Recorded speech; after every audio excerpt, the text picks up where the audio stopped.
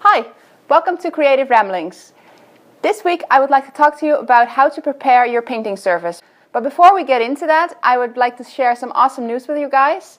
Last week I received an email that I got accepted into the Toronto Outdoor Exhibit, the one that I had applied for a couple of months ago. It's a really tough show to get into, so I'm super excited that I actually got accepted. So now I have to start working as a crazy woman and create a lot of paintings to be able to bring some with me to Toronto in July. So more on that later. Let's get back in today's subject, the preparation of your painting service. Now you want your painting to be the colors you intended it to be, right? And you want those colors to stay, you don't want them to deteriorate.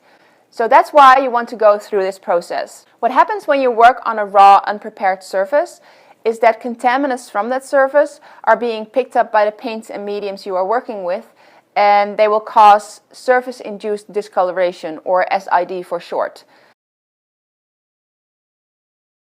What this means is that especially the lighter colors and the whites will pick up those contaminants, and they will either become completely yellow or they will form brownish or yellowish spots in your lighter surfaces. Now I can hear you thinking, I already put a couple of layers of gesso. Isn't that enough? Well, actually it isn't. While gesso is a great product to prepare your surface for your paint, it doesn't actually seal the surface. So there's another step you want to take before you put your gesso on. So let's get into the studio and look at this process in a little bit more detail.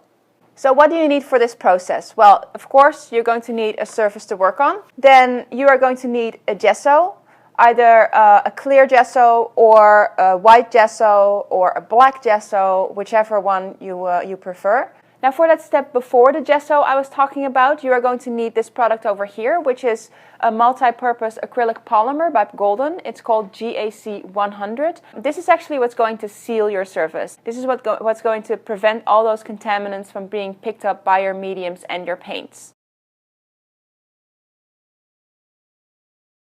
So you want to apply it liberally. The wood at this point is still very absorbent because it's not sealed yet.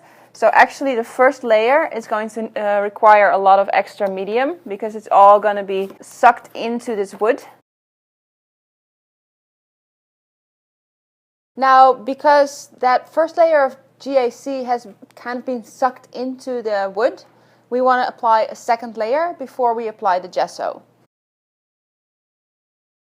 So now that we have applied 2 layers of the GAC, your wood is properly sealed. And now it's time to start using the gesso. The reason why we can't use the panel like this is because the GAC made the surface very smooth. And if you would apply paint to this directly, you would just be pushing your paint around. The GAC doesn't really have any tooth to hold on to your paint. When you apply your gesso, you want your brush strokes all to go in the same direction. When you apply your next layer, you want to go in the opposite direction. This will give you a very nice texture.